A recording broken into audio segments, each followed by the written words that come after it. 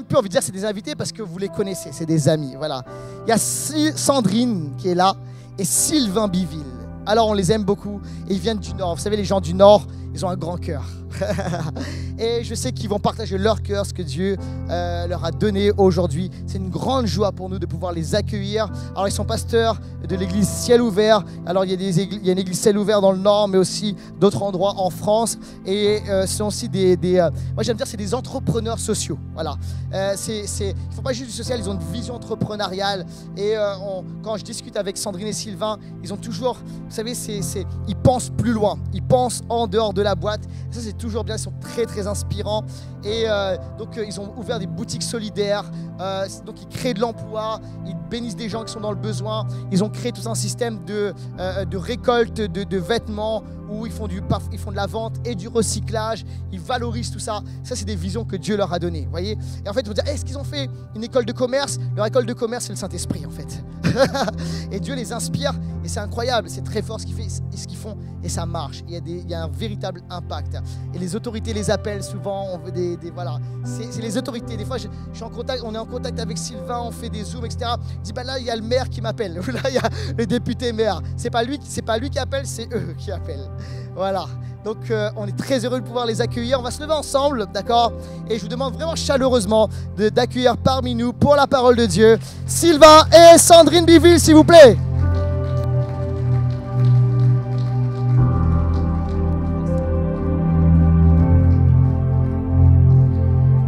De l'accueil. Parole aux femmes d'abord. Bon, je me suis demandé qu'est-ce que je vais bien pouvoir leur dire.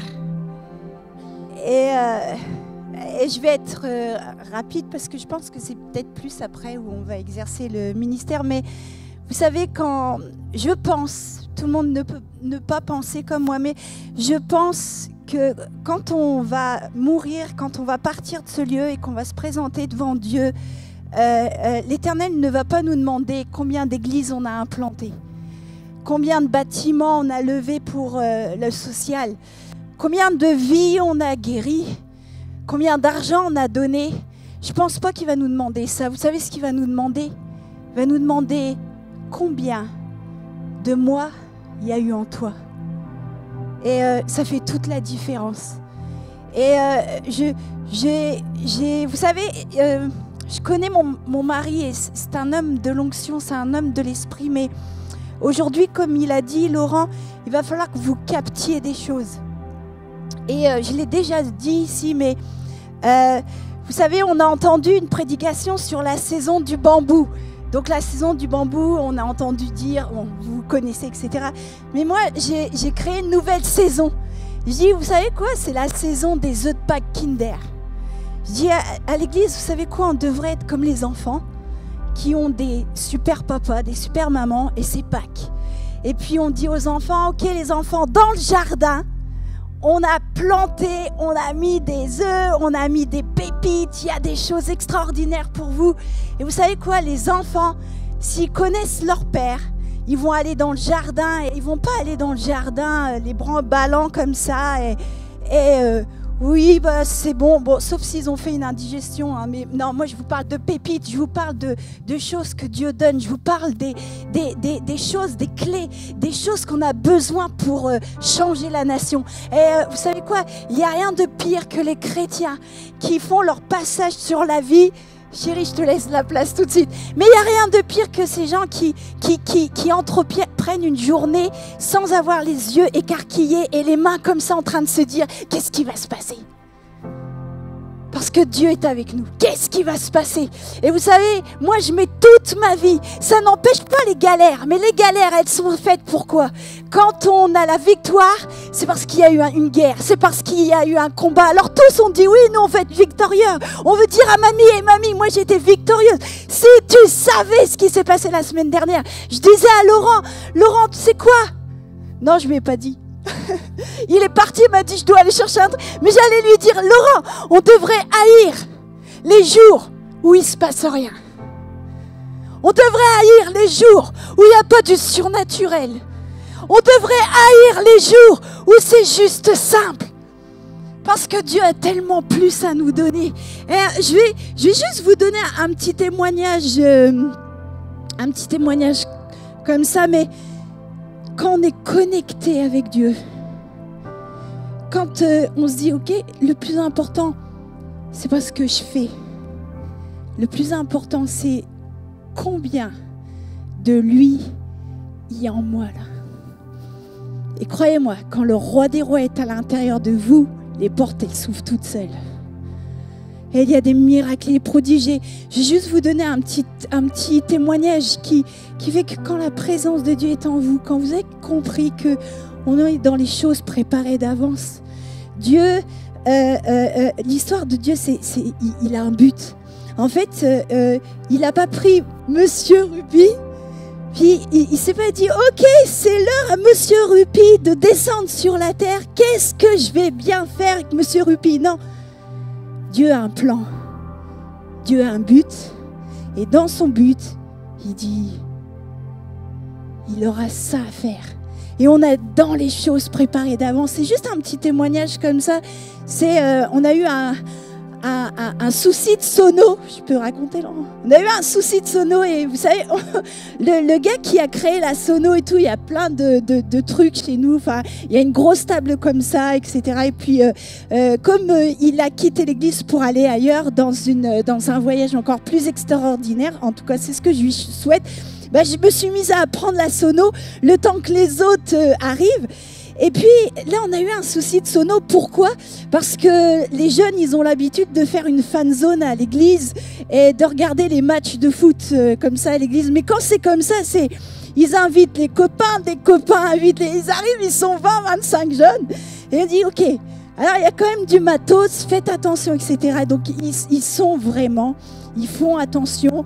On a à peu près 60% de jeunes qui ne connaissent pas Dieu, mais connaissent l'adresse. Et nous, on est l'adresse de Dieu sur la terre. Et puis, malencontreusement, je pense que quand ils ont voulu allumer la sono, parce qu'ils chantent aussi, et puis ils font de la musique, etc., ils ont appuyé sur un bouton.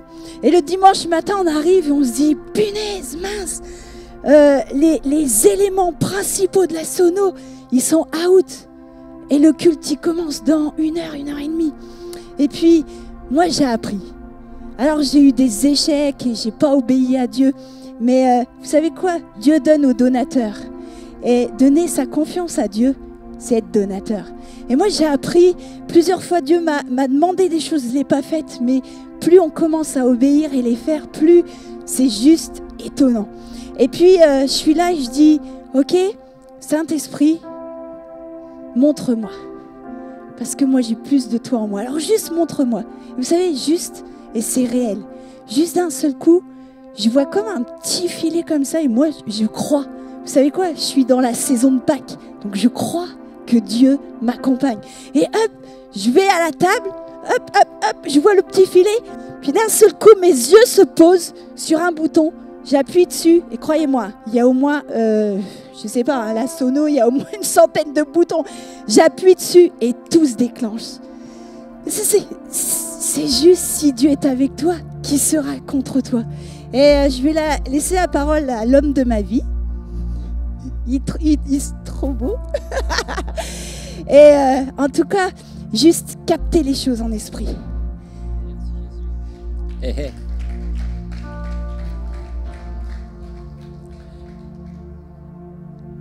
Merci de me supporter cet après-midi. Si je peux avoir la slide, je sais pas, ça va arriver. Super. Alors j'ai demandé à Laurent, est-ce qu'il faut forcément prêcher sur le Saint-Esprit puisqu'on était le week-end de Pentecôte? Et en fait, j'ai cette pensée qui est arrivée. Alors, pour les réseaux, on met toujours des trucs soft, hein, pour pas choquer les gens du dehors ou les chrétiens, selon les cultures, etc. Et le titre de mon message, c'est « Regarder aux choses qui ne se voient pas ». Vous savez comme moi que, je vais prendre le texte, hein, parce que je ne vais pas le sortir du contexte, mais je pense vraiment que beaucoup ici, on a reçu le baptême d'eau. D'accord? Quand on a une discussion avec des croyants ou non, c'est « Ah, t'es chrétien? Ah, ok, bah oui, je me suis fait baptiser d'eau et j'ai reçu le Saint-Esprit. » C'est comme si on avait 2 médailles, comme le général. Hein. Je suis chrétien, t'as vu? Baptême d'eau, baptême du Saint-Esprit. Hein. Après, dans d'autres cultures d'église, c'est « Ah bah j'ai été 3 fois à l'église pour ma communion, pour mon mariage. » Et puis, bon, la dernière fois, j'étais dans le cercueil, mais bon, mais voilà. Et en fait, je ne sais pas votre niveau de relation ou de partenariat avec Jésus, si je puis dire ainsi. Mais Jésus nous dit, viens et vois, mais à un moment donné aussi dans la parole de Dieu, à la fin, il dit, viens et meurs avec moi. Donc, il y a une grande marge. Aujourd'hui, je peux vous parler, viens et vois ce que Dieu fait. On a chanté les bontés de Dieu. En plus, Clifford, il a cité tous les versets de ma conclusion. Donc, je vais changer ma conclusion. Vous tous fit le visage découvert, contemplez la gloire du Seigneur. Non, en fait, ce que je voudrais vous dire, c'est que là, mon thème, c'est regarder aux choses qui ne se voient pas. Mais si vous voulez que je sois un petit peu plus radical, c'est comment vivre dans l'esprit. D'accord? Mais si on met comment vivre dans l'esprit, bah en fait, il y a plein de monde qui vont arriver ici. Il y aura aussi des sorciers, des voyants, des marabouts. Il y aura toutes sortes de personnes parce que les choses de l'esprit, ça attire. Je sais pas quand moi, je travaillais pendant des années avec des collègues de boulot. Dès j'entendais parler de sorciers, de voyants, en fait, tous les trucs un petit peu surnaturels, il y a des gens qui sont friands de surnaturel. Amen. Est-ce que nous aussi, en tant que chrétiens, on pourrait être friands des choses surnaturelles, mais celles qui viennent de Dieu, les choses pas de celui qui copie, Satan, mais de l'original, celle qui vient vraiment de la parole de Dieu. Et aujourd'hui, je vais peut-être déranger quelques personnes parce que je voudrais qu'on se mette en tant que croyants et que le Saint-Esprit, c'est pas seulement une expérience et d'un seul coup, je parle en langue. Et bien sûr, tous les jours, il faut continuer à parler en langue parce que celui qui parle en langue s'édifie lui-même. Et ça, c'est bien d'être rempli du Saint-Esprit. D'accord? Et c'est tellement facile d'être rempli du Saint-Esprit pour les autres. Oh Saint-Esprit, remplis-moi, je vais lui donner une parole. Saint-Esprit, remplis-moi, je vais lui donner une parole. Oh Saint-Esprit, remplis-moi, un tel a besoin de guérison, je vais prier et vous imposerez les mains aux malades et ils seront guéris. Mais est-ce que tu es rempli du Saint-Esprit pour toi-même? Donc le thème de mon message, c'est comment te mouvoir dans l'Esprit pour être partenaire du Saint-Esprit. Ça va avec ça? J'ai développé le titre. Ça va? Alors on va regarder le texte. Moi je trouve, tu peux mettre la slide de Corinthiens 4, 18, donc j'ai mis 2 versions, et je trouve que Paul est très choquant. Moi je sais pas pour vous, mais moi ça me choque. Il dit, car nos légères tribulations du moment opèrent en nous une mesure surabondante, un poids éternel de gloire, nos regards n'étant pas fixés sur les choses qui se voient, mais sur celles qui ne se voient pas, car les choses qui se voient sont pour un temps, mais celles qui ne se voient pas sont pas éternelles.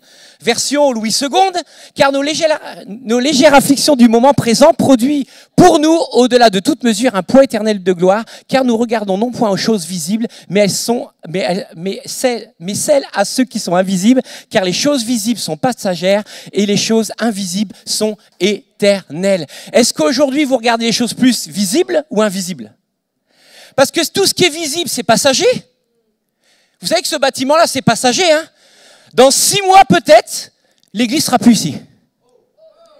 Oh mince, on doit se déplacer ailleurs. Oh mais d'habitude je prenais le RER machin, je dois prendre. Oh mais comment je vais faire? Oh non. Oh puis c'est 5 minutes de plus ou c'est 3 minutes de moins. Alors les 3 minutes de moins, ouais super. Et les 5 minutes de plus, on fait. Oh ben non, je vais plus à l'église. Ça c'est les choses visibles. Mais on peut pas construire avec les choses visibles parce qu'elles sont passagères. On doit construire avec les choses invisibles. Et si vous lisez votre Bible et vous n'avez pas compris l'action du Saint-Esprit, l'œuvre du Saint-Esprit en nous, eh ben, ce que Paul raconte, c'est un peu bizarre. Parce que moi, je crois que en ce que je vois. Il y en a un qui disait ça, hein, Thomas. Hein, il a mis les mains, Jésus t'es mort, mais attends, mais moi je veux voir. Donc, c'est pas mauvais en soi de s'appuyer sur ce qu'on voit. Mais on a nos sens naturels et aussi on a nos sens spirituels. Et je voudrais un peu développer notre interaction entre notre esprit, parce que Dieu nous a dotés d'un esprit, d'une âme, dans un corps. Aujourd'hui, je pourrais parler du corps, mais je vous vois là, mais que tu sois petit, gros, blanc, noir, cheveux roux, plus de cheveux, en fait, peu importe ton physique, moi je ne m'adresse pas à des corps aujourd'hui. D'accord? Je veux m'adresser à des esprits qui sont renouvelés en Dieu, qui veulent se mouvoir par le Saint-Esprit. Et attention, pour pas être mystique, des gens aussi qui, dans leurs âmes, dans leurs émotions, dans leurs pensées, dans leurs sentiments, laissent le Saint-Esprit agir pour être dans la complétude, on va dire. C'est français ça? J'ai encore inventé un nouveau mot. Vous inquiétez pas, j'en invente 5 par message. Alors on y va. Tout dépend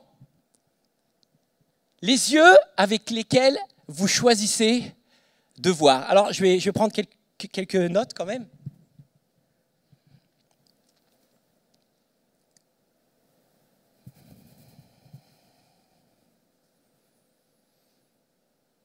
Yes. Amen. Je suis d'accord déjà avec ce que j'ai écrit, c'est pas mal. Hein? Tu peux mettre la slide suivante. Excuse-moi chérie, j'ai piqué la citation de la prêche de mon épouse qui a prêché dimanche dernier. La vue est la fonction des yeux, mais la vision est la fonction du cœur. Car nous ne regardons pas aux choses visibles, mais à celles qui sont invisibles. Voir ce que nous ne voyons pas. Aujourd'hui, j'ai une bonne nouvelle pour vous. C'est que ce n'est pas un message religieux, mais c'est très spirituel. Vous savez pourquoi? Parce que tu sois sportif, ce message est pour toi. Que tu sois dans le business, ce message est pour toi. Que tu sois demandeur d'emploi, ce message est pour toi. Que tu sois mère de famille, ce message est pour toi. Que tu sois un croyant qui décide de bâtir l'église Impulsion, c'est un message encore plus pour toi. Mais pourquoi je voudrais vous dire ça? Vous savez, je vais vous donner un petit témoignage rapide. Mon dernier fils qui a 16 ans, il est défenseur central de son équipe de football. Là, il est en tournoi aujourd'hui. Et comme il est défenseur central, pendant 5 ans, il était dans l'équipe B parce qu'il était petit et un peu trapu. On va pas dire gros parce que si c'est enregistré, il réécoute le message. « Papa, tu m'as traité de gros ?» Non, trapu. Parce qu'il était comme ça et il était bien trapu. Sauf que ça, c'était à 14 ans. Maintenant, à 16 ans, il fait ma taille. Et il fait 80 kilos, mais il est bien corpulent et défenseur central. Quand vous le voyez, maintenant, vous préférez être dans son équipe que dans l'équipe adverse. Mais vous savez quoi? Ce qui a fait sa réussite, ce n'est pas sa métamorphose d'ado en tant qu'homme. Ce qui a fait sa réussite, c'est qu'il a appris à voir ce que ses coéquipiers ne voyaient pas.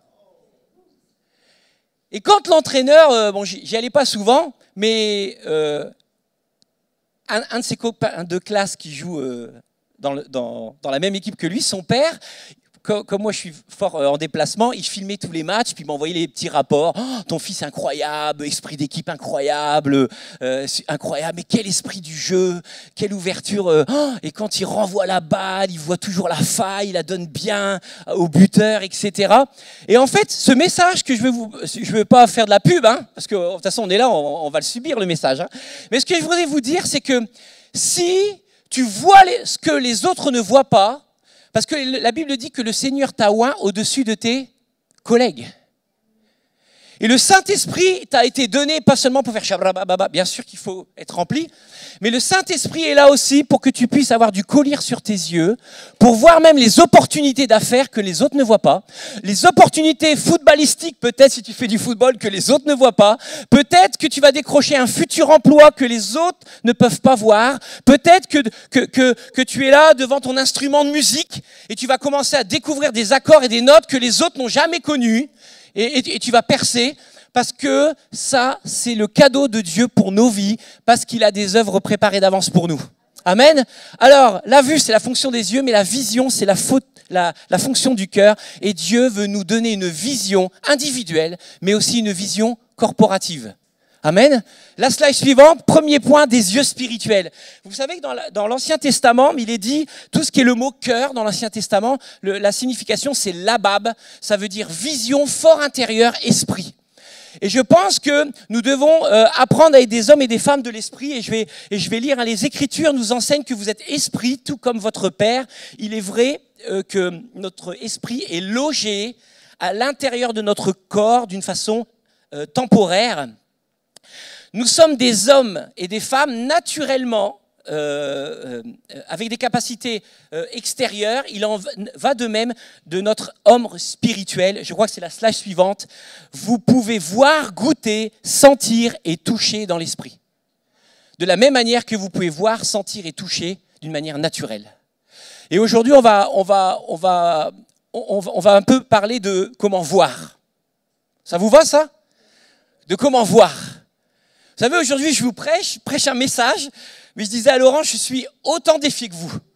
Je pourrais donner des témoignages. Après, je ne sais pas si c'est enregistré ou pas, parce qu'il ne faut pas trop... Hein, quand vous enfantez un bébé, il faut préserver le bébé aussi. Mais voilà, et puis, puis des fois, il ne faut pas trop... vendre la peau de l'ours avant de l'avoir tué, mais Dieu peut faire de grandes choses au travers de ta vie si tu commences à voir et percevoir. Alors, je vais terminer. Oui, je ne sais pas si j'ai mis, tu peux mettre la slide suivante. C'est pourquoi l'imagination est puissante.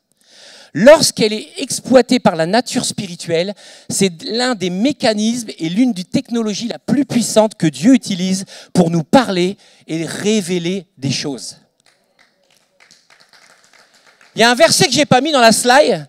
Vous savez quoi? Aujourd'hui, ça fait, on va dire, un peu plus de 30 ans que je suis pasteur. Un peu plus. J'ai commencé tôt. Bien, ça fait même 32 ans que je suis pasteur, puisque ça fait bientôt 30 ans de mariage. J'étais 2 ans avant marié déjà, voilà. Je vais vous dire quelque chose. La croissance de l'Église numérique, elle est bonne, mais elle ne m'intéresse pas. La croissance organique de l'Église, là, elle m'intéresse. C'est quoi la croissance organique? C'est la compréhension de chaque individu qui comprend sa destinée, sa mission, et qui voit par le Saint-Esprit comment il doit se mouvoir et rentrer dans ce que Dieu lui a promis. Ça, c'est la croissance. Et vous savez tous mon verset, Greg il serait là, il va ressortir son verset préféré. Vous voulez mon verset préféré? C'est un verset que je vis depuis 30 ans. C'est Esdras 1, chapitre 5. Vous pouvez le noter. Ceux dont Dieu réveille l'esprit se lèvent pour bâtir la maison de l'Éternel. Ce n'est pas ceux dont Dieu réveille les émotions. Oh, le pasteur, il est sympa ici. Bon, allez, je pose mes valises. Oh, puis il est réunionnais, je suis d'origine réunionnaise. Allez, je pose 2 fois plus mes valises. Non. L'église, c'est pas comme ça. C'est ton esprit est réveillé et tu sais que ta famille, c'est la famille impulsion. Et là, ça va changer la donne, parce que quand tu te mélanges en esprit, et ceux dont Dieu révèle l'esprit se lèvent pour bâtir la maison de l'Éternel, alors que tu es couvert, dans le cadre de l'église locale, tu es couvert aussi de recevoir encore plus de l'Esprit de Dieu pour te mouvoir dans ta vie et aider les autres à se mouvoir dans leur vie personnelle. Alors aujourd'hui, c'est un mot qu'on n'aime pas trop, c'est le mot imagination. Mais vous savez comme moi, il y a quelques années, moi j'ai 4 enfants, 2 filles qui sont déjà plus à la maison, bientôt grand-père, mais ça, faut pas le dire. Parce que ça y est, la première est mariée, bientôt grand-père. Avant la fin de l'année, je serai papy. Donc voilà, ça se fête. Maintenant, je peux le dire au micro parce que depuis un mois, elle dit non, tu dis pas trop. Maintenant, elle dit tu peux y aller. Bon, voilà. Alors j'y vais. Je me lâche. Non. Mais pour ceux qui ont des enfants, vous savez, à Noël, on offre des cadeaux. Mais j'étais toujours stupéfait de mes 2 gars. On offrait des trains électriques, des cadeaux qu'ils voulaient. Et au bout d'un quart d'heure, les jouets. Par contre, quand le papy il ouvrait une petite bouteille de champagne à Noël, il y avait les bouchons. Bouchons de champagne, bouchons de vin. Et vous savez, mon fils, il prenait les bouchons et pendant des heures, il faisait bzzz. Je dis, mais à quoi ça sert de dépenser de l'argent? Il faut juste récupérer quelques bouchons. Mais j'ai remarqué, vous savez quoi, et j'aime quand Jésus dit « Laissez venir à moi les petits-enfants, car le royaume de Dieu est pour ceux qui leur ressemblent », c'est que dans notre imagination, nous devons retrouver notre esprit et notre âme d'enfance. Parce que on a oublié, parce que les soucis de la vie, métro, boulot, dodo, vous savez quoi? On ne prend plus le temps de rêver et on ne prend plus le temps d'imaginer. Et je pense que la clé en tant que croyant aujourd'hui, c'est de continuer à développer notre imagination. Alors peut-être demain, prends le bouchon comme ça, puis tu fais bzzz. Bon, après, si tu es avec ton collègue de boulot, qu'est-ce que tu es en train de faire? Je suis comme Elon Musk, je suis en train d'imaginer la future fusée qui, je sais pas, tu racontes ce que tu veux, hein. Mais non, peu importe. Mais je crois vraiment que si tu as reçu l'Esprit de Dieu, en fait, tu payeras pas d'impôt sur les rêves. Tu payeras pas d'impôt à laisser le Saint-Esprit agir dans ton esprit, dans ton intelligence et commencer à imaginer. Vous savez, les Français, on est forts à penser. Hein? je pense fort à toi. Oh, tu souffres, je pense fort à toi. Vous savez, puis t'es en deuil. Toutes mes pensées viennent à la famille. Mais je crois que la famille n'a rien à faire de mes pensées. Ils veulent plutôt que mon imagination trouve quelque chose qui va aller les bénir que d'une pensée. On n'est pas dans la philosophie. On ne vit pas une religion qui pense « j'ai pensé qu'aujourd'hui c'est la Pentecôte et je reçois le Saint-Esprit. » Oui, et qu'est-ce que tu vas faire avec ? Si demain, tu te lèves le matin et tu sens la présence du Saint-Esprit te saisir et tu commences à parler en langue à un point même que tu ne sais pas le contrôler, qu'est-ce que tu fais avec ça ? Et moi, je veux t'aider cet après-midi, mais qu'est-ce que tu fais avec ça ? Parce que s'il y a ça qui arrive, c'est qu'il y a quelque chose de mieux de recevoir, c'est de couler avec et de comprendre pourquoi tu l'as reçu et comment te mouvoir avec. C'est ça c'est ça l'enjeu. Et petit à petit, en fait, tu t'en accoutumes et tu commences à être aiguisé dans l'esprit, et tu commences à voir dans l'esprit. Et vous savez quoi, la meilleure nouvelle, c'est que quand des fous du Saint-Esprit se rassemblent, ça commence à produire un réveil et ça commence à ouvrir des opportunités. Moi, je voudrais pas vous dire, mais à la saison la plus difficile de l'Église, et les gens disent, il y a de moins en moins de chrétiens là-bas, t'as vu, il y a un pasteur qui s'est suicidé, et encore, des fois, on a des réputations comme ça, et le gars, ça fait combien de temps qu'il s'est suicidé dans l'Église ? Notre pasteur de jeunes, je sais pas, ça fait 15-20 ans, et encore, j'entends encore dans la vie de dire, c'est là-bas un pasteur de jeunes qui s'est suicidé, ouais, fais attention d'aller là-bas, mais vous savez ce qu'il est en train de faire ? Il est en train d'ouvrir des opportunités.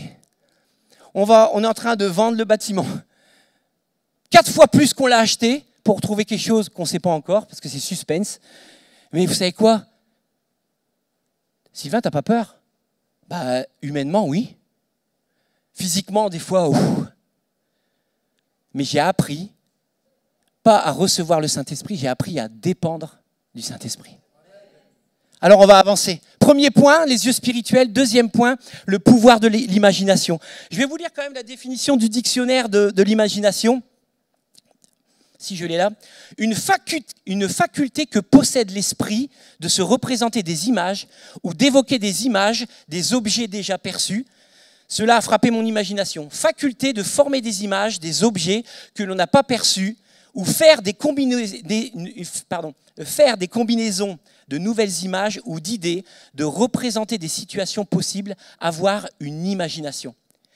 Et vous savez, beaucoup de gens disent « l'imagination, c'est occulte, etc. » Oui, ça peut être utilisé d'une manière néfaste. Mais est-ce que parce qu'il y a des gens qui l'utilisent d'une manière néfaste, on n'aurait pas le droit de l'utiliser d'une manière saine ? La première fois que le mot imagination est dans la Bible, c'est la slide suivante, c'est dans Genèse, chapitre 11. Rien ne leur est interdit ce qu'ils ont imaginé de faire. Bon, alors, je ne vous lis pas le contexte, mais c'était vraiment pas bien. Ils ont imaginé des mauvaises choses et ils sont rentrés dans les mauvaises choses. Mais c'est pas parce que...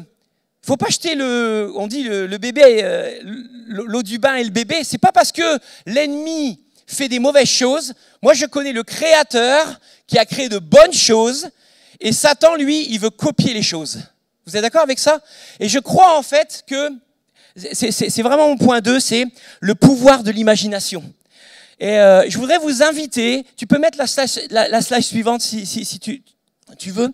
Nous avons été appelés à vivre avec une perspicacité prophétique et nous avons reçu en fait la puissance de l'imagination. Je vais m'arrêter un court instant parce que je crois que je vais un peu vite, mais je vais m'arrêter un instant. Vous savez quoi ? Nous avons été conçus esprit, âme dans un corps. Et en fait, le texte que Clifford a lu tout à l'heure de 2 Corinthiens, qui est là où est l'esprit du Seigneur, là où est la liberté. Mais après, il est dit, vous tous qui le visage découvert, vous reflétez comme dans un miroir la gloire du Seigneur. Ça veut dire que là c'est là où est l'esprit du Seigneur, c'est la liberté. Ça veut dire que on doit d'abord comprendre, de refléter, de voir, de ressentir dans l'esprit avant que ça soit dans notre âme, dans nos émotions et dans nos sentiments. Et je crois sincèrement, Église Impulsion, c'est un message pour vous cet après-midi. Dieu est en train de hisser votre niveau et cette capacité d'imaginer et de rêver. Que ceux qui l'entendent. Mais ceux qui puissent le voir, Dieu est en train d'augmenter ta capacité d'imaginer. Vous savez, des fois, il faut rester simple. Je ne vous explique pas un peu mon témoignage, mais je suis tout le temps en train de dire à ma femme, oh, aujourd'hui, je crois que je suis en train de pécher. Et elle me dit, mais pourquoi? J'ai l'impression que je n'ai pas assez travaillé dur. Parce que moi, j'ai été élevé dans une famille où le travail, c'était important. Vous savez, mon grand-père était boucher charcutier, mon autre grand-père était grainetier, il est devenu pasteur, etc. Mon père est devenu pasteur. Et dans notre famille, il fallait tous les dimanches aller à l'église. Et la semaine, il fallait travailler dur. Mais tu sais quoi? Tu peux travailler dur et laisser ton corps, et laisser tes âmes, et laisser ton émotion. Mais si tu commences à travailler différemment, en commençant à voir d'abord dans l'esprit ce que Dieu te demande de faire, tu vas travailler autant, mais moins dur, et ton corps va moins se fatiguer. Et je donnerai un autre petit témoignage tout à l'heure, mais pourquoi laisser faire notre imagination? Parce que quand tu commences à voir et percevoir, c'est beaucoup plus facile. Parce que tu peux anticiper, parce que tu as déjà vu et perçu les choses.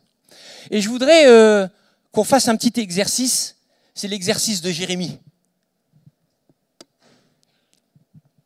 Je suis toujours au point 2, le pouvoir de l'imagination. D'accord ?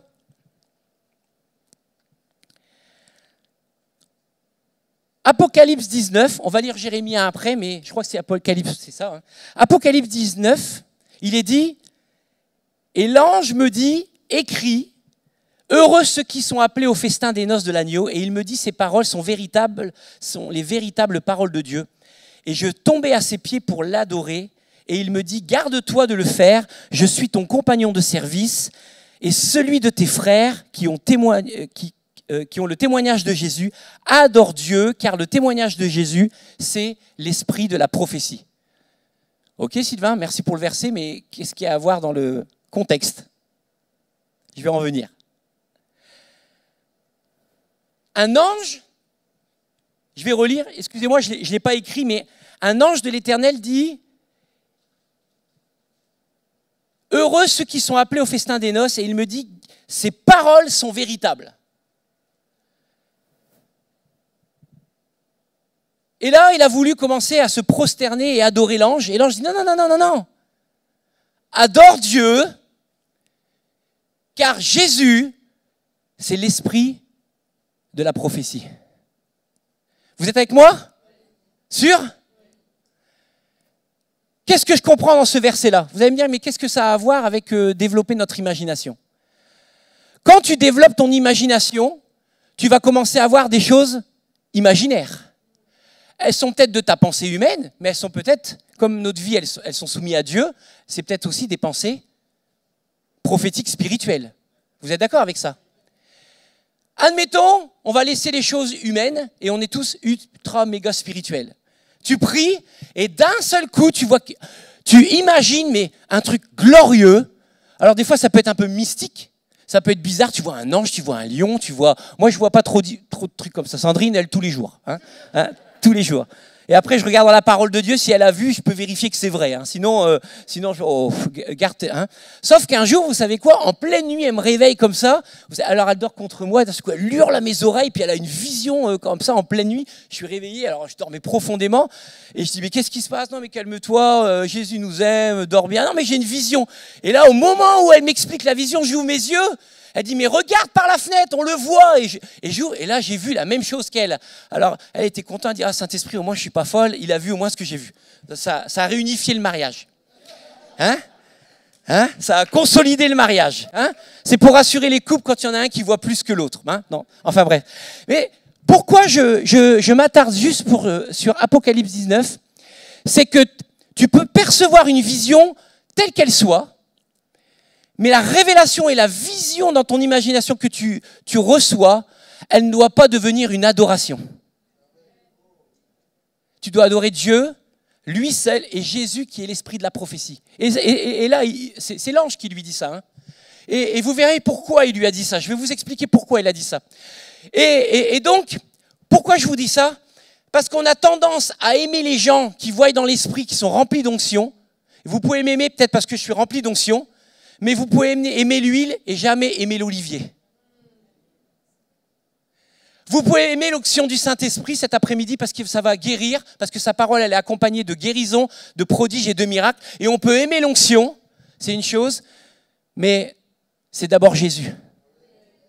Cet après-midi, tout est une question de Jésus.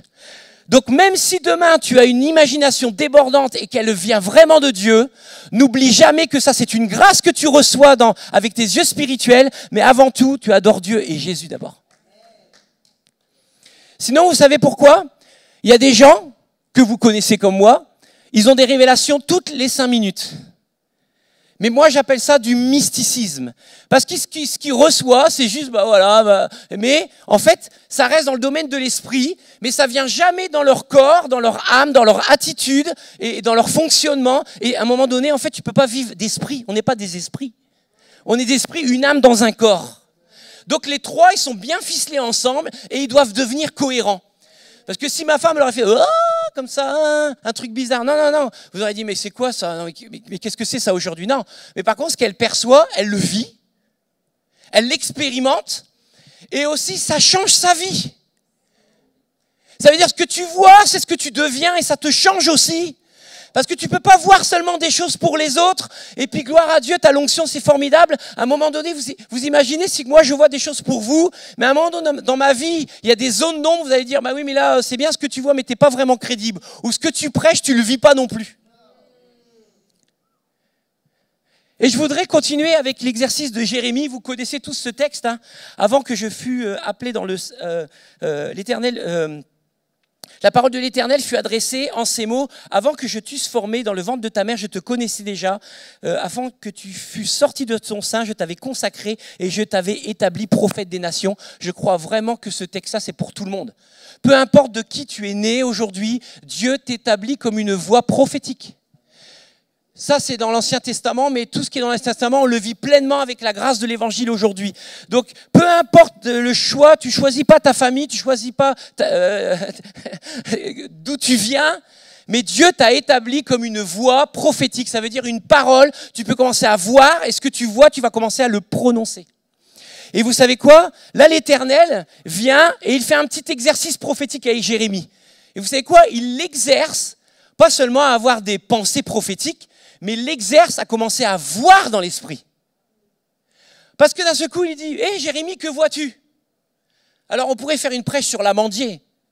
Je vois un amandier, oh tu as bien vu l'amandier, fais justice et veille sur sa parole. Je ne vais pas prendre le texte, hein, je le mets à version Sylvain Biville 2023, d'accord hein? Alors là, vous allez me dire, c'est normal.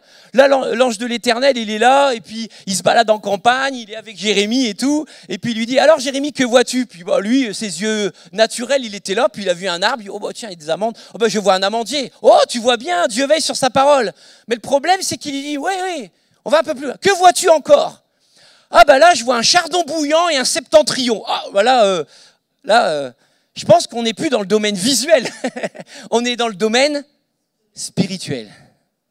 Et là, il dit, oui, j'ai oublié de dire, hein, l'Éternel me dit, mais je suis qu'un enfant. Non, tu iras partout. Même si tu ne te sens pas capable aujourd'hui, justement, si tu as un enfant, tant mieux, tu es débordant d'imagination. Et donc, que vois-tu, Jérémie ? Une seconde fois en ces mots, il lui répondit, je vois une chaudière bouillante du côté du septentrion. Et l'Éternel me dit, du septentrion, de la calamité se répandra sur tous les habitants. Et en fait, de ce qu'il a vu, il a pu anticiper et préparer le peuple face à l'adversité. Tu peux mettre la slide suivante. Point 3. Récupérez votre vision. J'avais pas un texte de Habakkuk juste avant ? Est-ce que j'avais un texte de Habakkuk juste avant ? Point 2 ? Non, c'est pas grave. Récupérez votre vision. Alors ça va être dans le point 3. Point 3, récupérez votre vision. Et j'ai dit, oh, c'est super. Comment récupérer notre vision ? Et puis en fait, quand j'ai regardé dans la Bible et tout, j'avais reçu ce point-là, j'ai dit non, le verbe récupérer, c'est pas vraiment le bon verbe. Alors, tu mets la slide suivante. En fait, c'est recouvrer votre vision. Récupérer, c'est peut-être quelque chose que tu avais perdu ou alors tu avais répandu des choses et tu récupères tes enfants. tes affaires ou tes enfants. Je vais récupérer mes enfants à l'école. Si tu veux, voilà, ils sont à toi, tu récupères. Mais recouvrer, le verbe recouvrer, c'est beaucoup plus fort. C'est reprendre possession. Et ça, c'est l'histoire dans Jean 9 de l'aveugle-né, en fait. Et vous savez que vous connaissez tous l'histoire de l'aveugle-né. Hein. Les religieux disent « Mais il est aveugle de naissance. Oh, est-ce que c'est ses parents qui ont péché ou il y a une malédiction ?» Et Jésus dit non, non, afin que ça soit mes œuvres, afin que mes œuvres soient manifestées. Je voudrais faire le parallèle aujourd'hui. Oh, mais tel chrétien vient tous les dimanches à l'église, il a du mal à se mouvoir dans l'esprit. Est-ce qu'il y a une malédiction? Est-ce qu'il y a un péché? Non. Dieu veut manifester son œuvre qui est un tout à coup aujourd'hui et un collier sur tes yeux qui arrive. Moi, c'est ce que je crois. Hein. C'est ce que je crois. Et récupérer la vision. Et je vais pas prendre tout Jean 9 parce que c'est pas l'objet de mon message, mais vous connaissez l'histoire. Il a craché, il a fait de la boue. Il y a toute une signification par rapport. On est dans la poussière et après il a été lavé au réservoir de Siloé. Mais c'est pas ça. Mais aujourd'hui, je voudrais vous dire, on veut récupérer notre vision. On veut recouvrer notre vision. C'est un drôle de verbe à conjuguer, recouvrer. C'est un peu drôle. Mais je crois que c'est une réalité spirituelle. Et je vais prendre quelques textes, et ils sont là, mes textes d'Habacuc que je voulais, voilà. Apocalypse 19, écris donc les choses que tu as vues et celles qui doivent arriver après elles. En fait, ce qui est intéressant, c'est qu'il ne lui a pas dit, pense aux choses que tu as vues, mais là, il est dit, écris les choses que tu as vues. Vous allez voir où je vais en venir. Attention. Hein. Habacuc 2, tout le monde connaît. L'Éternel m'adressa la parole et me dit, écris la prophétie, grave-la sur les tables afin qu'on la lise couramment. Qui connaît le texte d'Habacuc 2.2? On connaît tous ce texte-là. Écris la vision afin que d'autres puissent courir dedans. On va écrire la vision d'impulsion. On va écrire la vision de notre mariage. On va écrire la vision de notre business. Tout le monde connaît ça. Ça, c'est Habacuc 2.2. Mais est-ce que, sans mettre la slide suivante, vous connaissez Habacuc 2.1, le verset d'avant? On va le mettre alors. J'étais à mon poste, je me tenais sur la tour et je veillais. Si tu veux développer ton imagination et voir dans l'esprit, il y a 3 conditions. Tu dois te tenir à ton poste. Je me tenais sur la tour, ça veut dire quoi? Je reste sur les hauteurs. Les hauteurs que Dieu a prévues pour ma vie. Si tu es dans la louange, continue dans la louange. Si tu es en service, continue sur ta hauteur de ta fonction, de ce que tu es en train de faire. Et là, il est dit, je veillais. Et là où je vais en venir, je les ai bien mis en jaune pour qu'on voit tous ensemble. Pour voir ce que l'Éternel me dirait. Est-ce que c'est français? Moi, normalement, j'aurais mis pour entendre ce que l'Éternel me dirait. Si je parle à mes enfants, ils entendent ce que je... Non, là, c'est pour voir ce que l'Éternel me dirait. Ça veut dire que Dieu peut te parler par une vision. Ça va avec ça? Ça ne dérange pas? Et après, écris la vision. Hein, grave-la afin que d'autres puissent courir dedans, marcher dedans, etc. Mais Habacuc a écrit une vision qu'il n'a pas entendue, mais qu'il a vue. Et je pense, Impulsion, c'est un message pour vous, et j'ai préparé ça pour vous. Il y a beaucoup ici, vous allez commencer à voir et écrire, pas forcément entendre, mais commencer à voir dans votre imagination. Vous allez commencer à voir, à le concevoir. Et vous savez, moi je suis plutôt... quelqu'un, Sandrine, elle a des révélations, les lions, elle sent les atmosphères, elle arrive au boulot à fair play, elle sent tout de suite les mauvaises atmosphères, elle les balaye, elle ramène une atmosphère de la gloire de Dieu. Moi, je ne suis pas trop ça, moi je suis plutôt très architecte. Moi, c'est quand je ferme les yeux, j'ai des visions, c'est des plans. C'est ça. Mais vous savez, quand l'ange de l'Éternel parle à Jérémie, dit « Que vois-tu » On pourrait faire tout de suite un exercice, mais ça prendrait du temps. Mais moi, je vous invite, quand vous le souhaitez, mais fermez les yeux et imaginez une toile blanche. Moi, je fais ça. J'imagine une toile blanche, une belle toile blanche comme ça à peindre, et commencez à dire, Saint-Esprit, que veux-tu me montrer? Et moi, je commence à avoir des images comme ça. Vous savez, des fois, les gens ils me disent, mais comment tu fais pour prier pour les gens? C'est pas un truc qui arrive comme ça du ciel. Vous savez, les dons, déjà les dons, ça s'appelle les dons. Hein. C'est pas parce que je prie fort, que je lis fort la Bible, ou que j'ai une piété extraordinaire, que j'ai reçu quelque chose de tellement bizarre qu'on prie pour les malades, sont guéris. Non, non, non, les dons, ils ont été donnés. Et justement, plus tu développes, on va voir ton imaginaire, plus en fait tu vas être partenaire de la manière dont comment le Saint-Esprit veut t'utiliser pour d'autres, ou même pour toi-même. Et moi, je pourrais vous donner peut-être mes secrets, hein, mais des fois, je prie pour quelqu'un, je ferme mes yeux, et je vois la toile, et je vois un corps, et d'un seul coup, je vois une épaule qui clignote rouge, je dis, ah, tu souffrirais pas de l'épaule, mais comment tu le sais? Parce que je l'ai perçu dans le monde spirituel. C'est pas d'un seul coup une voix qui fait une petite oreillette, allô, allô, ciel, ici la terre, ok. Sylvain, tu m'entends? Oui, reçu 5 sur 5, oui. Épaule droite. Je répète, épaule droite. Non, non, est-ce que, soyez honnête, est-ce que vous entendez la voix audible de Dieu quand il vous demande quelque chose? Allez, ça peut arriver, hein. Mais 99%, c'est quelque chose que tu perçois ou tu vois dans l'esprit. C'est pas quelque chose de l'ange du ciel m'est apparu à la maison. Et oui, gloire à Dieu, ça arrive. D'accord? Je vais avancer parce que là, je prends un petit peu trop de temps. Est-ce que je continue, ça va?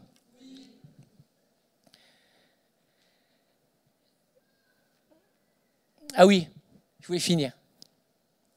Tu peux avoir une vision et que l'image soit floue ou incomplète. Ça vous arrive, ça? Alors continue à prier en langue. Et ça, c'est le point suivant. Je voudrais vous dire, c'est le point 4, je crois. Permettez au Saint-Esprit lui-même de vous conduire par lui-même. Ça, c'est vraiment important. Point 4, appliquez généreusement la manne. Vous savez, quand le peuple d'Israël était dans le désert, tous les jours, il y avait du surnaturel, puisqu'il y avait la manne et la caille qui tombaient. Mais ils s'en étaient tellement accoutumés que, il y avait la manne, la caille. Hein. Puis même à la fin, ils disaient, oh mais que ça? Moi, j'aimerais bien manger plutôt un poulet frites ou un bon McDo. Non, je sais pas trop McDo, mais la manne et la caille. Vous savez, le mot manne, ce que ça veut dire? Ça veut dire, qu'est-ce donc cela? Quand vous regardez le mot manne dans la Bible, c'est qu'est-ce donc cela? Et je voudrais vous dire, quand quelqu'un a le désir de travailler dans son imagination et percevoir les choses dans l'esprit, ça c'est mon point numéro 4, tu dois appliquer généreusement la manne, ça veut dire que tu dois être curieux. Mais qu'est-ce que c'est que ça? Qu'est-ce donc cela? Mais pourquoi ça? Et en fait, quand tu fermes les yeux dans ta relation personnelle avec Dieu, où tu pries, que tu commences à avoir des images, on a tendance à dire, ah bah ça y est, c'est bon, je verrai plus tard. Non, continue à laisser le Saint-Esprit creuser la pensée, de continuer à être curieux, d'aller jusqu'au bout, si l'image est floue, tu continues à prier. Moi, des fois, j'y lis un verset et tout, mais je dis, mais Saint-Esprit, qu'est-ce que tu veux me dire? Et vous savez quoi? Je suis pas là à vaquer à mes occupations, je retiens le verset toute la journée. Je m'efforce dans la journée de relire le verset et de continuer à ruminer comme une vache qui mange. Et je rumine, mais qu'est-ce que tu veux me dire par ça? Et qu'est-ce que tu veux me dire par là? Et tantôt, Dieu va parler par la nature, par quelqu'un d'autre, par une situation, peu importe. Et tantôt, son image va commencer à s'éclaircir. Et vous savez, moi, comment je fonctionne? Alors, je vais vous dire, c'est strictement personnel. Mais moi, mes visions, c'était comme une feuille de calque. J'ai des images comme ça, tac.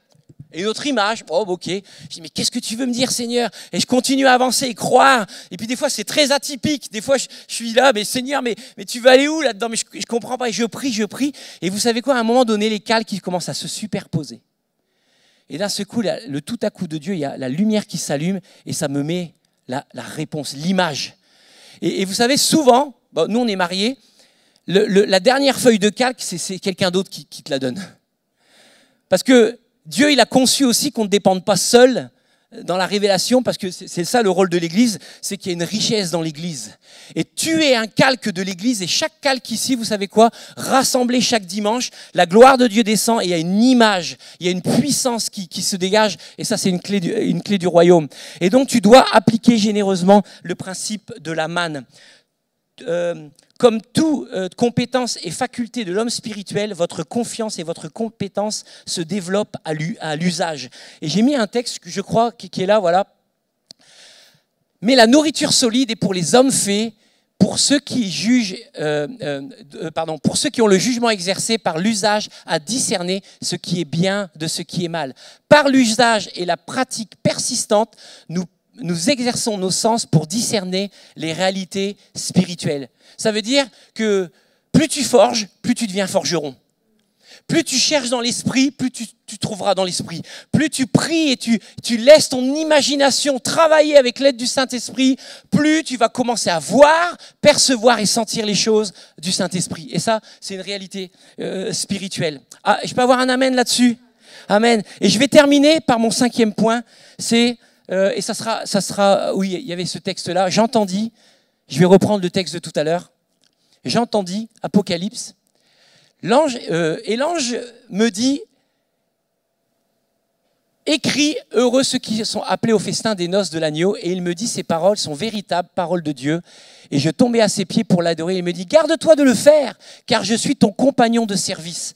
La révélation, c'est comme un ange, c'est ton compagnon de service. Et celui de tes frères qui ont le témoignage de Jésus-Christ, adore Dieu. Car le témoignage de Jésus, c'est l'esprit de la prophétie. Ce verset-là, c'est un switch. C'est français ça? C'est pas français ça. Ce verset-là, c'est le renversement de quelque chose. Vous pouvez voir, au départ, je ne l'avais pas remarqué, mais quand vous regardez, donc Apocalypse, c'est Jean qui a écrit l'Apocalypse, il a une révélation du ciel, il l'a écrit sur l'île de Patmos. Il était dans une grotte sur l'île de Patmos. Et avant Apocalypse 19, verset 9, vous avez Jean qui dit « Et j'entendis le son du ciel, et j'entendis nanana, et j'entendis nanana. » Et après ça, il lui dit « Non, adore pas les anges, adore Dieu lui-même. Moi, je suis seulement ton compagnon de service. » Et à partir de ce switch, il écrit plus « J'entendis », il dit « Je vis. Je vis la gloire. » Je vis ceci, je vis cela, etc. Et je pense que c'est quelque chose de très fort. Ne commence pas à adorer la révélation ou les choses qui t'amènent la révélation, mais continue à adorer Dieu et Jésus, parce que c'est lui l'esprit de la prophétie. Plus tu adores Jésus, plus l'esprit de la révélation va ouvrir tes yeux spirituels. Et je voudrais terminer par ces 4 points-là, rapidement. Je crois qu'ils sont en une seule slide. C'est, vous savez, peut-être aujourd'hui, tu viens pour la première fois à Impulsion. Et j'ai une bonne nouvelle, si tu acceptes Jésus dans ton cœur, tu peux passer de la mort éternelle à la vie éternelle. Ton esprit était dans les ténèbres et instantanément, il peut aller dans la lumière de Christ. Après, bien sûr, ton corps, ton âme, tes émotions vont grandir. Ton intelligence va devoir apprendre à obéir à la parole de Dieu et ton corps va devoir suivre aussi dans la sainteté de Dieu. Ça, c'est une réalité spirituelle.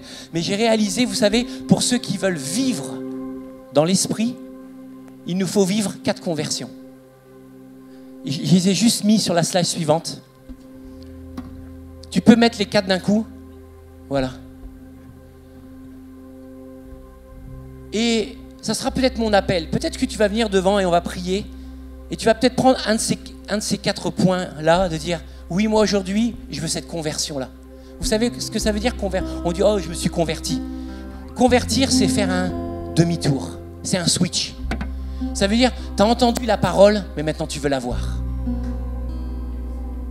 Tu as entendu des choses qui concernaient Jésus, mais moi, je préfère le voir et m'entretenir avec lui. Je ne veux pas entendre le Jésus que toi tu connais, je veux voir le Jésus et découvrir Jésus comme moi j'ai été conçu de le voir.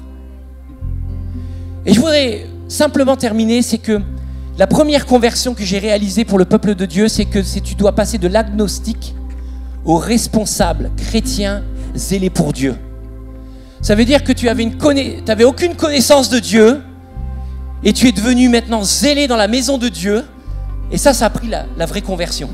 Vous savez, j'ai lu un livre récemment et le gars il disait « Dieu ne m'a pas donné la permission quand il y a eu l'appel du pasteur et je levais ma main, je me suis approché devant pour la prière de la repentance, Dieu ne m'avait pas demandé la permission. Et je suis venu devant, j'ai levé la main, j'ai accepté Jésus et je suis sorti de la salle et on m'a donné une Bible et quand j'ai commencé à voir tout le travail de l'obéissance qu'il fallait faire, j'ai dit à Dieu, non, tu ne m'as pas demandé la permission. de lever la main et venir devant. Alors, je peux faire peur à certaines personnes en disant ça, mais je vais te dire, ta conversion et ton engagement pour Christ, c'est bien, mais pour voir dans l'esprit, ça ne suffira pas. La deuxième, de l'aveuglement émotionnel à la bonne santé émotionnelle. Voir dans l'esprit dépend aussi de ta santé émotionnelle. Je vais le répéter. La qualité de ta façon d'imaginer, de voir dans l'esprit va dépendre aussi de ta santé émotionnelle. J'ai même mis le texte ici. Un texte que tout le monde aime bien dans Jean 3. On aime tous. Bien-aimé, Laurent, je souhaite que tu prospères à tous égards et que tu sois en bonne santé. Amen. Monsieur Rupi, je souhaite que tu prospères à tous égards et que tu sois en bonne santé. Amen. Allez, levons-nous et rentrons chez nous. Mais il y a un petit mot qu'on n'aime pas là. Comme. Ah!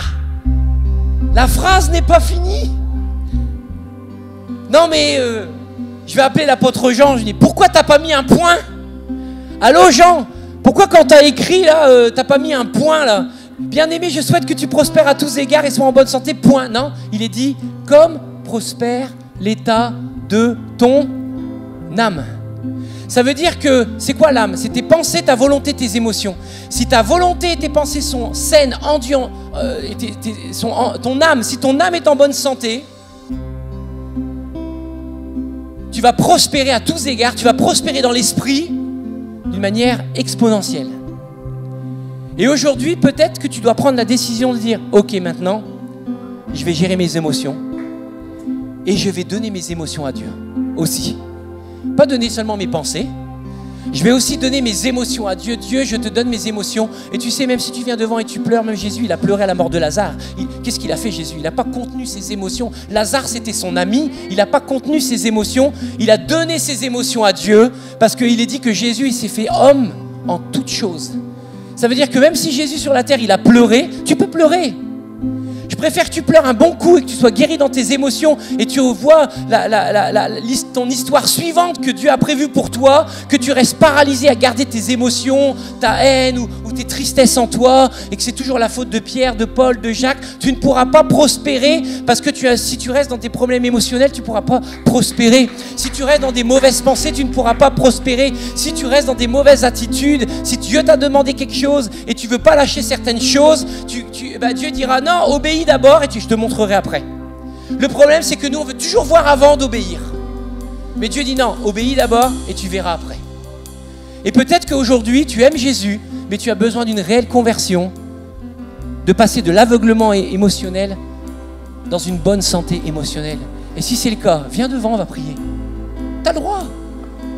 Vous savez, je ne vais pas dire un burn-out, des dépressions, etc. Mais on a tous des émotions, on a tous été touchés dans nos émotions. Et moi je te dis, bonne nouvelle, plus tu les donnes vite à Dieu, plus il met du collier sur tes yeux et il réajuste la vision dans laquelle il t'a placé. Et ça, c'est glorieux. La troisième conversion, c'est d'une activité débordante à une spiritualité de ralentissement. Et c'est là Clifford, tout à l'heure, il a lu mon verset. Vous savez, et c'est là mon témoignage, je voudrais aller un peu plus loin. J'ai de plus en plus de choses importantes à faire.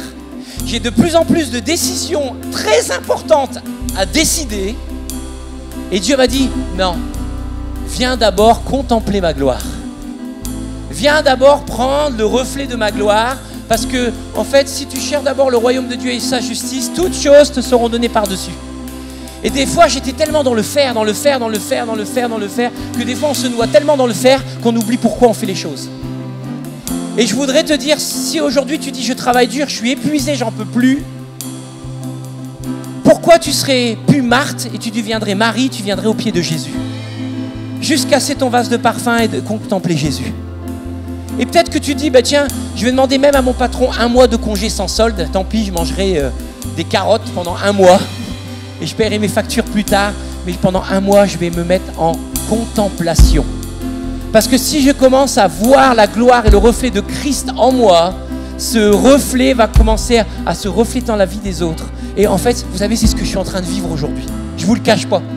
Et des fois, je suis là honteux, je dis Sandrine, t'as fait quoi aujourd'hui? Ah ben j'ai managé, on a trié 20 tonnes de linge, et elle rentre fatiguée du boulot. Et je dis, qu'est-ce que t'as fait? Ben j'étais dans le canapé, avec ma Bible, commençais à pleurer, prier, le Saint-Esprit est venu là, commençais à contempler la gloire, et j'ai rien fait. Et d'un seul coup, le téléphone il a sonné, il y a un gars, il dit, écoutez, on voulait vous acheter le bâtiment 400 000, mais nous on est prêt à mettre 1 million sur la table. Puis hop, en 5 minutes, on a gagné 600 000 euros. Je dis, je continue à tu veux bien, je continue à contempler la gloire de Dieu? Oui, vas-y mon chéri, oh oui. Et puis dans mon âme, j'avais l'impression de pécher. Parce que j'étais quelqu'un, moi je suis un homme d'action, moi. Vous savez, je suis pasteur depuis 30 ans, mais des fois, l'église, c'est, on voit la gloire, mais on voit rien. Puis des fois, je dis, il y a un chrétien qui me dit, oh, je suis en train de rénover. Bouge pas, j'arrive, tu veux que je te carle ta salle à manger? Moi, une journée, je vais te carler ta salle à manger. Et je rentre éreinté, mal au dos et tout, de l'avoir aidé, etc. Je dis, là, j'ai fait un truc de concret. Il y a un truc dans mes mains, là. J'ai fait un truc de concret. Qui aime les choses concrètes? Moi, j'aime les choses concrètes. Mais si tu aimes les choses concrètes, j'ai une invitation pour toi. Tu peux aimer aussi les choses surnaturelles, où Dieu travaille pour toi, où Dieu te fait rentrer dans les œuvres préparées d'avance. Et la dernière chose, c'est de l'hypocrisie, non, c'est de l'hypocrisie à l'intégrité dans le leadership. J'aime pas le mot leadership, je dirais de l'hypocrisie à l'intégrité dans les bâtisseurs. Tu as le droit de dire à quelqu'un quand ça va pas. Si chaque dimanche tu viens, tu fais ton méga spirituel, alléluia, gloire à Dieu, ben en fait, on passe de l'hypocrisie à la religion. Viens ici comme tu es et laisse Jésus te transformer. Et vous savez, mon quatrième point là, il y avait la suite, mais je voudrais vous dire, tous ici, ça c'est dans mon quatrième point, si tu dois t'avancer pour la prière, Sandrine va prier pour toi. Mais tous ici, on a tous une douleur. Vous voulez que je vous la dise? On a tous une douleur. Sans exception ici, on a tous une douleur. Vous voulez que je vous la dise? Le rejet. Dieu nous appelle à travailler ensemble, mais on a tous été rejetés un jour ou l'autre. Et on vient tous vers Jésus avec des fois la douleur du rejet, d'une non-acceptation de quelqu'un. Tu as été rejeté par un patron. J'avais plein de textes, mais j'ai pas le temps. Je vais pas parler là-dessus, mais il y avait plein de textes sur le rejet. Mais si tu souffres du rejet, viens devant, on va prier pour toi, que Jésus amène la consolation pour que tu puisses être toi-même, pas « oui, ça va bien », puis en fait, à l'intérieur, tu es carrément rejeté, mal aimé. Vous savez, Jésus a été lui-même rejeté. Alors, je vais rajouter le rejet 1 et le rejet 2. Si tu souffres du rejet des hommes, tu as une blessure. Viens devant, moi je veux prier pour toi. Mais tu peux aussi souffrir du rejet à cause de l'évangile. Tu as témoigné de quelqu'un, tu as été rejeté. Tu as servi le royaume de Dieu. Peut-être que tu as servi durement dans une église locale pendant 10 ans et on t'a éjecté de l'église, on n'a pas reconnu tes dons et tes talents et tu te retrouves ici à Impulsion maintenant. Sois le bienvenu à Impulsion. Mais j'ai une bonne nouvelle, viens devant et sois guéri aussi du rejet d'avoir travaillé pour Dieu d'une manière juste, afin que Dieu t'ouvre tes yeux spirituels pour trouver ta place ici dans l'église locale.